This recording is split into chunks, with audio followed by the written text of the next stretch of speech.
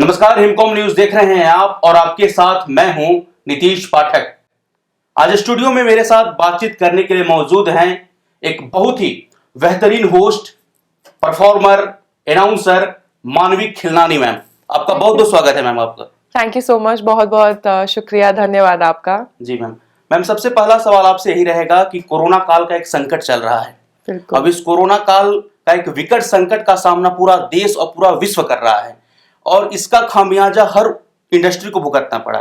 आपके इंडस्ट्री में कोरोना और लॉकडाउन की वजह से कितना कुछ दिक्कत हुआ या कितना कुछ इफेक्ट पड़ा, आप हमारे दर्शकों को बताइए। राइट, सो सबसे पहले आई थिंक ये चीज एक आपने ऐसी पूछी है जो कि आप जिससे भी मिलते हैं सब यही पूछ रहे हैं कि आजकल क्या चल रहा है। बिकॉज ऑब्वियसली हम सिर्फ हमारी इंडस्ट्री के लिए नहीं बल्कि सब इंडस्ट्रीज के लिए ये जो पैंडेमिक रहा है बहुत ही मुश्किल रहा है, बहुत ही डिफिकल्ट रहा है। मेरा लास्ट जो हमने काम किया था आई थिंक वो मार्च में था और मार्च के बाद सीधा इतने महीने हम लोग सब घर पे थे और क्वारंटीन थे, सेल्फ आइसोलेट कर रहे थे ताकि हम भी ये वायरस को स्प्रेड ना करें और लोगों को भी थोड़ा सा जानकारी मिले कि घर पर रहना है, सुरक्षित रहना है। तो हमारी इंडस्ट्री बिल्कुल जो पहले सबसे ज्यादा ब्लूमिंग इंडस्ट्री थी, सबसे ज्यादा बडिंग इंडस्ट्री थी, अब वो एकदम जो है बहुत टाइम से, क्योंकि लोगों के पास हमारी जो इंडस्ट्री है एक ऐसी इंडस्ट्री, एक लग्जरी इंडस्ट्री है। लोग तब इवेंट्स ऑर्गेनाइज करवाते हैं जब लोगों के पास लग्जरी पैसा होता है। शादियां, कॉर्पोरेट इवेंट्स तब होते हैं जब लोगों के पास ज्यादा पैसा होता है और अपनी एक गुडविल बनाने के लिए। बट आपकी आज की जो आप जनरेशन देख रहे हो, जो आज का टाइम आप देख रहे हैं, जनरेशन नहीं बट जो आज का आप टाइम देख रहे हैं, लोगों के पास, लोगों की जॉब्स चली गई हैं, कितने लोग जो है बेरोजगार हो गए हैं और बहुत जो है सिचुएशन बहुत टफ हो चुकी है। तो हमारी जो इंडस्ट्री है आई थिंक अब थोड़ी सी फिर से काम वाम लोगों ने नॉर्मल होना शुरू करा है, काम वाम करना शुरू करा है, तो अब थोड़ा सा सिचुएशन बेटर हो गई है। तो लेट्स सी आगे आने वाला समय कैसे होता है। बट जो अभी टाइम निकला है वो लोगों के लिए, कितने लोग होते हैं हमारी इंडस्ट्री में, from a camera man to the production person to the news host, the anchors to the back stage team to the front facing team, कितने लोग जुड़े हुए होते हैं।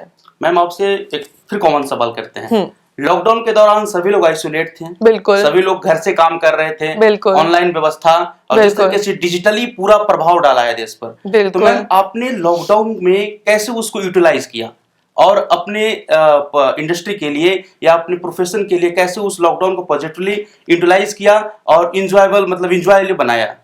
राइट, सो जब शुरू हुआ तो सब किसी को समझ ही नहीं आ रहा था कि करना कैसे है, आगे स्टेप फॉरवर्ड कैसे लेकर जाए। ये करें तो समझ नहीं आ रहा कि ये करें, इसमें अगर इन्वेस्ट करें तो ये चीज आगे चलेगी या नहीं चलेगी, वो करें तो वो चीज आगे चलेगी कि नहीं चलेगी। तो पर्सनली मैंने थोड़ा सा अपनी फिटनेस, अपनी आई थिंक पूरी दुनिया ने ही अपनी फिटनेस, अपनी हेल्थ पर काम किया और थोड़ा जिनको वेट बढ़ाना था उन्होंने उस तरफ वो बढ़े, जिनको वेट घटाना था वो लोग उस तरफ बढ़े। तो पर्सनली मैंने अपने थोड़े से स्किल्स इंप्रूव करने में मैंने बहुत सारी वीडियोस देखी, मैंने बहुत सारे खुद भी मैंने वर्चुअल शोज चल रहे थे, वो तो आपको भी पता है वर्चुअल शोज चल रहे थे। बट जो एक लाइव शो का जो एंथुजियाज्म होता है, जो ज़ील होती है, वो वर्चुअल शो में नहीं होता है।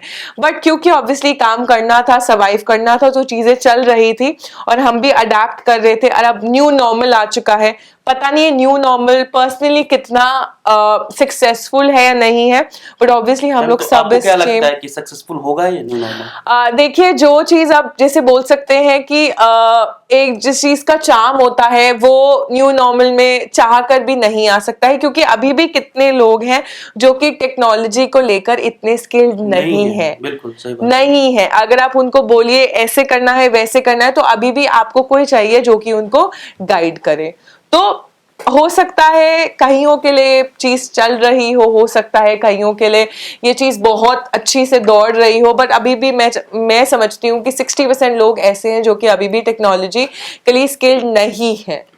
Ma'am, being host and announcer कितना कुछ चुनौतियों का सामना करना पड़ता है जब आप कोई भी नए लोग इस फील्ड में आना चाहते हैं। होस्ट बनने का उनका ड्रीम होता है, अनाउंसर, परफॉर्मर और बहुत सारी इसमें क्राइटेरिया अलग अलग डिवाइड है। तो मतलब कितना चुनौती और कितना दिक्कतों का सामना करना पड़ता है। एज ए फीमेल भी आप बताइएगा कि महिला के तौर पर कितना दिक्कतों का सामना करना पड़ता है और एक नए आने पर कितना सारी चुनौतियां आती है, क्या डिफिकल्टीज आती हैं, वो क्या आता है बताइए। सो ऑनेस्टली आई थिंक ये क्वेश्चन पर्सनली मेरे दिल के बहुत करीब है, क्योंकि मुझे लगता है कि बीइंग अ फीमेल तो ऐसी कोई चुनौती नहीं है। ऑफ कोर्स होता है कि आप टाइमली आ जाइए और लड़कों के साथ वो लिमिटेशन नहीं होती है, बट अदरवाइज आई थिंक आज की डेट में लड़कियां लड़कों से ज्यादा काम कर रही हैं, हर टाइम पे काम कर रही हैं, तो वो चीज तो मैं बिल्कुल कंसिडर नहीं करती हूँ कि क्या चुनौती आती है स्पेशली लड़कियों के लिए। एक मुझे बस टाइमिंग का इशू लगता है कि पेरेंट्स थोड़ा सा वो हो जाते हैं कि लड़की टाइमली घर आ जाए तो चीजें थोड़ी सी सॉर्टेड हो जाती है। और जहां तक रही इस इंडस्ट्री की बात, तो जब मैंने एंटर किया था तो ऑब्वियसली लोगों को एक नया चेहरा देख के, चाहे अगर हम किसी सेलिब्रिटी को देखते हैं तो हमें उसको थोड़ा सा समय लगता है अनटिल वो किसी सेलिब्रिटी का बेटा नहीं हो। जैसे कि सनी देओल, उनका मतलब जो पिताजी का नाम लेकर आगे बढ़े थे बॉबी देओल, अगर वो उनके शायद बेटे नहीं होते तो हो सकता है वो इतने सक्सेसफुल नहीं होते। मतलब गॉडफादर जिनके होते थे, जितने गॉडफादर होते हैं तो लोग उनको ज्यादा, अभी नेपोटिज्म को लेकर भी इंडस्ट्री में हमला हुआ था, उस पर भी अपना राय रखिएगा। बिल्कुल बिल्कुल बिल्कुल, वो चीज हम थोड़ा सा लेकर आते हैं। बट इस चीज में अगर मैं बात करूं तो मुझे ऐसा लगता है कि नए लोगों के लिए ऑब्वियसली डिफिकल्टीज होती हैं, क्योंकि लोगों को आपको अडेप्ट करने में थोड़ा सा टाइम लगता है। जब लोग देखते हैं कि आप काम कर रहे हैं और आप अच्छा काम कर रहे हैं तो लोगों को लगता है हाँ यार वो अच्छा काम करती है। बट कोई भी नए कार्ड के ऊपर अपना बिड जैसे बोलते हैं कि उसको हिंदी मेरी इतनी अच्छी नहीं है, कोई बात नहीं, तो बिड नहीं करना चाहता है। मतलब लोग चाहते हैं कि उसी फेस को लें जो कि ऑलरेडी चलता हुआ आ रहा है और लोग उसको देख चुके हैं, लोग उसको पसंद कर चुके हैं। ऐसा है कि आपकी इंडस्ट्री में जिनके गॉडफादर होते हैं या जिनके पापा उनके स्थान पर हो, मम्मी या कोई भी रिलेटिव हो, तो उनको तवज्जो दिया जाता है, क्या ऐसा सच्चाई है? बिल्कुल, मतलब मेरी इंडस्ट्री, आई थिंक मैं कहूंगी मेरी इंडस्ट्री जो है, हम इसको न्यू इंडस्ट्री बोलते हैं, एक्सपीरियंशियल इंडस्ट्री बोलते हैं। तो हमारी इंडस्ट्री में मैं ये चीज नहीं बिलीव करती हूँ कि हमारी इंडस्ट्री में ऐसा कुछ होता है। बट हाँ, ऑब्वियसली प्रेफरेंसेस दी जाती हैं क्योंकि कॉन्टैक्ट्स होते हैं, कॉन्टैक्ट से आप लोगों को रीच आउट करते हो, तो वो चीज तो आई थिंक हर जगह होती है। अगर शायद मेरे भी कोई नोन में होगा तो ऑब्वियसली मैं चाहूंगी कि वो उनको ज्यादा अपॉर्चुनिटी मिले, तो वो चीज तो आई थिंक रहती ही है। मैम, कोरोना के बाद से अब स्थिति सामान्य है? सामान्य तो नहीं है, अभी भी हम लोग प्रिकॉशंस जो है वो ले ही रहे हैं, सैनिटाइज कर रहे हैं, मास्क पहन रहे हैं, हर चीजें चल रही हैं। बट ऑब्वियसली क्योंकि लोगों को काम करना है, लोग इतने टाइम से घर पे बैठ के परेशान हो चुके हैं, लोगों के पास पैसे नहीं है। And which is a true thing। मतलब इस लॉकडाउन में मैंने पर्सनली इतने लोगों की हेल्प करी है, एंड नॉट दैट मैं ये चीज बताने के लिए बता रही हूँ, बट एक्चुअली में वो लोग ऐसे हैं जो कि एक टाइम पे बहुत अच्छा कर रहे थे। तो सिचुएशंस आज की डेट में बहुत चेंज हो चुकी है। कितने ऐसे मेरे कलीग्स हैं जिनकी जॉब्स थी अच्छी, वो महीने की 2-2 लाख रुपए कमा रहे थे और ओवरनाइट उनको मेल्स आ गए कि आपको जॉब से निकाल दिया गया है। ये मैम तो हर इंडस्ट्री में कॉमन होता जा रहा है, क्योंकि कोरोना काल है, सारी चीजें बंद पड़ी हैं, अब धीरे धीरे उसको खोला जा रहा है। मैम, बहुत सारे लोग जो युवा हैं, जो छात्र हैं, जो जर्नलिज्म करते हैं, उनका एक सपना होता है, ड्रीम होता है कि हम एक होस्ट बने, एक परफॉर्मर बने, एक एंकर बने। तो आपके मानवीय खिलनाने के हिसाब से क्या उनके अंदर क्या करना चाहिए कि आप एक सक्सेसफुल होस्ट या सक्सेसफुल एंकर बन सकते हैं? उनके लिए क्या करना चाहिए और उनके अंदर क्या खूबी होनी चाहिए? सो आई थिंक सबसे पहले मैं ये चीज पे बिलीव करती हूँ कि आप अपने आप पे बिलीव करिए, चाहे कोई और करे या नहीं करे। आप सोचिए कि आप जो भी करेंगे आप उसमें 110%, 150% उस पर लगा दीजिए, क्योंकि जब आप अपने ऊपर बिलीव करेंगे तो दूसरे लोग डेफिनेटली फोर्स हो जाएंगे, मजबूर हो जाएंगे आपके ऊपर विश्वास करने के लिए। और मुझे लगता है कि कोई भी इवेंट छोटा या बड़ा नहीं होता है। जब मैंने शुरुआत करी थी, मैंने बहुत छोटे इवेंट से शुरुआत करी थी और मैंने कभी ये नहीं सोचा था कि यार मतलब मैं ये कर रही हूँ, लोग क्या सोचेंगे। अगर मैं ये सोचती कि लोग क्या सोचेंगे तो शायद मैं जिस जगह पे आज मैं बैठी हूँ मैं नहीं बैठ पाती। तो I think first is you need to believe in yourself, second is you need to work hard. अगर आप एक छोटे इवेंट को सक्सेसफुली नहीं संभाल सकते हो तो आप डेफिनेटली बड़े इवेंट को सक्सेसफुली नहीं संभाल पाओगे। जब मैं इवेंट्स में जाती तो मैं देखती थी कि मुझे कोने में एक छोटा सा मुझे एक सेक्शन दे दिया गया है और इतनी बड़ी बड़ी एंकर्स हैं उनको वहां पे रखते। तो मैं सोचती थी यार इन्होंने भी तो कुछ अचीव किया होगा ना अपनी लाइफ में, क्यों वहां पे। और आज मेरे साथ वो सिचुएशन होती है, तो मैं हमेशा कोशिश करती हूँ कि जिन लोगों को सपोर्ट की जरूरत है, जिन लोगों को गाइडेंस की जरूरत है, तो मैं अपने हर लेक्चर्स में भी बोलती हूँ कि अगर आपको कुछ भी पूछना हो इस चीज से रिलेटेड तो आप मुझे पर्सनली मैसेज कर सकते हैं, आप मुझसे पूछते हैं, बिकॉज जो मैंने जर्नी जी है, तो अगर शायद ये जो चीजें मैंने इन 5-6 सालों में सीखी अगर मुझे किसी ने पहले सिखा दी होती तो मेरे लिए चीजें शायद थोड़ी सी ज्यादा आसान हो जाती। बिल्कुल। ड्यूरिंग ए जर्नी आपको मैम किस किस चीजों का डिफिकल्टी का सामना करना पड़ा? कहाँ कहाँ आपको ऐसा लगा कि ज्यादा आपको दिक्कतें हुई, परेशानी हुई, और आपके अभी तक जर्नी में पहले भी जैसे आप नए नए आई थी तो क्या चीजों का डिफिकल्टी हुआ और अब कैसा क्या लग रहा है? सो ऑनेस्टली डिफिकल्टी बस यही थी कि लोगों को ट्रस्ट फैक्टर होता है और रिस्पॉन्सिबिलिटी आपकी ज्यादा बढ़ जाती है, लोगों को लगता है कि पता नहीं जस्टिस दे पाएगी, काम अच्छे से कर पाएगी या नहीं कर पाएगी। तो उस एक इवेंट आपके पास आए, आप उसको उठाओ, और जब तक वो आपका इवेंट हो नहीं जाता, वो जो जर्नी होती है ना, क्लाइंट बहुत डरा रहता है, तो वो आपकी रिस्पॉन्सिबिलिटी है आपको क्लाइंट को फेथ दिलाना है कि नहीं यार आपने जो चॉइस सिलेक्शन करी है वो बिल्कुल सही करी है, बिल्कुल जायज करी है, और मैं इवेंट के एंड तक आपको ये प्रूव कर दूंगी कि मैं सही चॉइस थी इस इवेंट के लिए। तो डिफिकल्टीज तो एज सच तो मतलब मैं ऐसी कोई डिफिकल्टी मुझे नहीं रही है, बट हाँ मुझे ऐसा होता था कि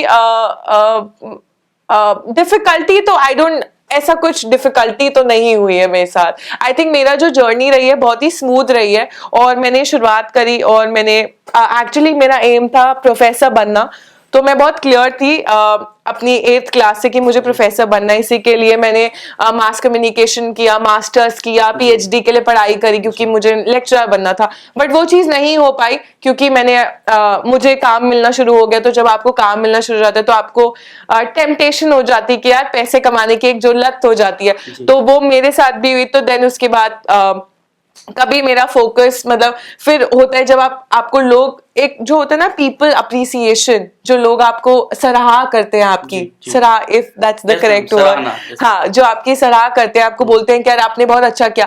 तो हमारे साथ क्या होता है, अगर आप अच्छा करते हो तो आपको इमीडिएटली पता चल जाता है क्योंकि आपके सामने 100, 200, 300 की जनता बैठी हुई जो आपको बता रही है कि यार अगर वो मुस्कुरा रहे हैं तो आपको पता चल जाएगा यार आपने अपना काम जो है अच्छे से किया है। तो आई थिंक वो चीज बहुत होती है हमारी इंडस्ट्री में, पैसे ज्यादा ये चीज बहुत मैटर करती है कि लोग आपको कितना पसंद कर रहे हैं। मैम आप अपनी बातों को लिसनर के पास इफेक्टिवली पहुंचाते हैं, बहुत अच्छे तरीके से पहुंचाते हैं, तो ये कैसे हो सकता है, कैसे हो जाता है कि आप अपने दर्शकों को बांधे रखती हैं और एक स्मूथ वे में दर्शकों को आप अपनी बातों को पहुंचाती हैं, इंटरटेन भी करती हैं और सारी चीजें एक साथ होती हैं? मेरे साथ आई थिंक मेरा एक जो मुझे लोग भी बोलते हैं कि मेरे साथ एक चीज रहती है कि मैं हमेशा जब भी स्टेज पर होती हूँ ना, मैं चाहे कुछ भी हो जाए मैं हमेशा एक स्माइल जरूर रखती हूँ, क्योंकि लोगों को लगता है कि अगर एक मुस्कुराता हुआ एक पॉजिटिव साइन है कि आपकी क्योंकि जब आप घबराए हुए हो तो लोग नहीं सुनना चाहते, लोगों का नेचुरली जो ध्यान है डाइवर्ट हो जाता है। तो मेरे साथ ये चीज है कि मैं हमेशा कोशिश करती हूँ कि मैं जितना स्माइल रख सकती हूँ अपने चेहरे पर वो मैं रखूं, बिकॉज एक तो मेरा यूएसपी भी है, मेरे को एक अच्छे से प्रेजेंट भी करता है ऑडियंस के सामने और ऑडियंस भी कनेक्ट होती है। तो एक तो ये चीज मैं रखती हूँ, और हमेशा मैं ये सोचती हूँ कि अगर मैंने किसी चीज में स्टेप इन करा है तो मैं उसमें अपना 100% दूं। अगर आपको मैम किसी को एक होस्ट चुनना हो या अनाउंसर चुनना हो, एंकर चुनना हो, कोई व्यक्ति आपके पास आया है, तो आप कैसे चुनेंगी? क्या क्वालिटी उनके अंदर होनी चाहिए कि आप उनको सेलेक्ट कर सकती हैं एज ए होस्ट या एंकर?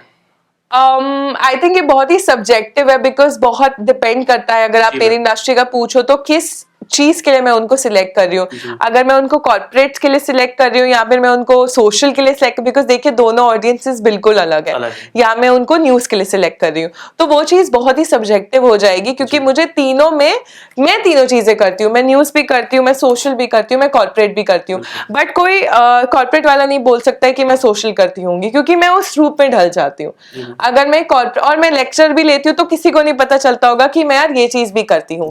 तो मेरे वो डिफरेंट फेसेट्स हैं जो कि मैं अपने आप को एक जैसे बोलते हैं प्रभाव जो बोलते हैं प्रभाव जो बोलते हैं फ्लो की तरह, उसकी तरह मैं जो भी वे ऑफ मतलब जो भी आपका इवेंट होता है उस चीज में अपने आप को इन्वॉल्व कर लेती हूँ। अब मैं आपसे एक लास्ट सवाल लेते हैं, बॉलीवुड इंडस्ट्री को लेकर मैम पिछले कुछ महीनों से नेपोटिज्म को लेकर या जिस तरीके से कंगना रनौत ने हमला किया उनके अंदर और बहुत सारे ड्रग्स पैडलर की बात सामने आई, सुशांत सिंह राजपूत को एक मैम संदेहास्पद मौत हुई और उसको लेकर पूरा राजनीति बॉलीवुड पर चलता रहा और बहुत से लोग बॉलीवुड से खफा भी थे, कुछ सेलिब्रिटी से खफा भी थे। तो आपके हिसाब से क्या लगता है मैम कि बॉलीवुड के अंदर, बाहर का तो कैमरा लाइट एक्शन होता है वो तो अलग होता है, लेकिन उनके सेलिब्रिटी के अंदर क्या कुछ चलता है, आपका अनुभव क्या कहता है मैम? सो आई थिंक देखिए ये चीज मैं बिग बॉस की बहुत बड़ी फैन अभी इस सीजन से हुई हूँ, क्योंकि ऑब्वियसली काम कम था तो मैं पिछले सीजन नहीं देखे, बट इस सीजन मैंने देखना शुरू किया। तो सलमान खान जी ने भी ये चीज उठाई थी और उन्होंने यही बोला कि क्योंकि राहुल वैद्य ने ये चीज बोली थी कुमार सानू के बेटे जो कि घर पर ही हैं, उनके लिए चीज उठाई थी कि नेपोटिज्म। पर मुझे नहीं लगता है कि यार इसमें कुछ, पर्सनली मुझे ऐसा लगता है कि चांस सभी को इक्वल मिलना चाहिए, राइट? क्योंकि अगर आप नेचुरली अगर आपके भी सुपुत्र होंगे, सुपुत्री होंगी, उनको ऑब्वियसली आप चांस देंगे। आप ऐसा तो नहीं आप मुझे आके चांस मतलब देंगे। ऐसा होता है मैम? बिल्कुल होता है। और शायद अगर मेरी भी डॉटर होगी या मेरा भी तो जो बाहरी से आते हैं, जिसके अंदर बहुत टैलेंट है, जिसके अंदर बहुत सारे हुनर है, तो बाहरी लोगों को उतना स्थान नहीं दिया जाएगा। देखिए मैं वही बोल रही हूँ, ये चीज जो है ये होती आई है और होती रहेगी। इसमें हम या आप या कोई भी कुछ नहीं कर सकता है, क्योंकि जो बॉलीवुड इंडस्ट्री है एक डोमिनेंट इंडस्ट्री है और कुछ लोग जो है इस इंडस्ट्री को इतने सालों से चलाते हुए आ रहे हैं और चलाते हुए रहेंगे। आप एकदम ओवरनाइट नहीं वो कर सकते कि कोई नए लोग आए और उस जो है उसको हम कैप्चर कर ले। कंगना रनौत के आरोप जो थे मैम वो क्या सही थे, जायज थे? देखिए वो भी बहुत एक सब्जेक्टिव है, उसमें आई थिंक हम जितना डिस्कशन को डीप लेकर जाएंगे वो डिस्कशन चलती रहेगी। बट जहाँ मैं इसको कट शॉर्ट में यही कहूंगी कि देखिए अगर आपके पास टैलेंट है आपको मेहनत करनी पड़ेगी और हो सकता है कि आपको समय लग जाए, बट जैसे नवाजुद्दीन सिद्दीकी हो गए, इरफान खान हो गए, आपको भी पता है कि ऑब्वियसली उन लोगों ने मेहनत करी थी तभी वो लोग यहाँ इस मुकाम तक पहुंचे थे। बट हाँ मैं यही कहूंगी कि चांस नहीं मिल पाता है लोगों को, क्योंकि एक जो बॉलीवुड इंडस्ट्री में एक डोमिनेंस चलता हुआ आ रहा है। बट अल्टीमेटली वही है कि कितने लोग भी आवाज उठा लें उसका कोई फायदा नहीं होगा। बहुत धन्यवाद मैम, आपने अपना बहुमूल्य समय निकाला और हमसे बातचीत की। तो ये थी मानवी खिलनानी मैम, जो कि आपको एक बहुत ही बेहतरीन तरीके से बताई कि अगर आपको होस्ट बनना है, एंकर बनना है, तो आपके अंदर क्या काबिलियत होनी चाहिए, और साथ सीध बेबाक तरीके से बात रखी कि हाँ बॉलीवुड इंडस्ट्री हो चाहे कोई भी इंडस्ट्री हो, वहां पर गॉडफादर जिनके होते हैं उनको तवज्जो दी जाती है और नेपोटिज्म का मामला है। देश और दुनिया की तमाम खबरों के लिए बने रहे मेरे साथ। और इस पर आपकी क्या प्रतिक्रिया है, जब लोगों ने डिस्कशन किया, आप क्या सोचते हैं, आप अपनी राय हमारे कमेंट बॉक्स में जरूर दें। शुक्रिया।